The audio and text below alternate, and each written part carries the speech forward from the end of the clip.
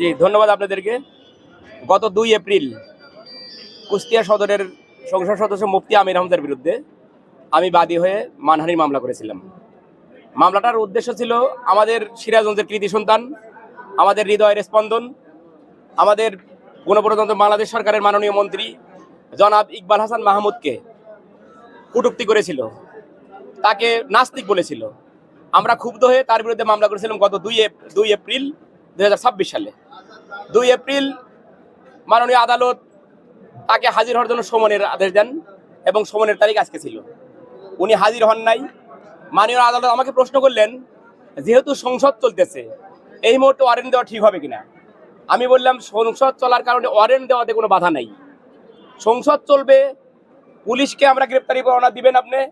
Police যদি মনে করে তাকে সংসদের স্পিকারের অনুমতি নিয়ে গ্রেপ্তার করতে হবে, করবে, কিন্তু ওয়ারেন্ট দেওয়াতে কোনো বাধা নাই। পরে আমার কথায় সন্তুষ্ট হয়ে মাননীয় আদালত বিজ্ঞ অতিরিক্ত চিফ জুডিশিয়াল ম্যাজিস্ট্রেট তার বিরুদ্ধে গ্রেপ্তারি পরোয়ানা জারি করেছে।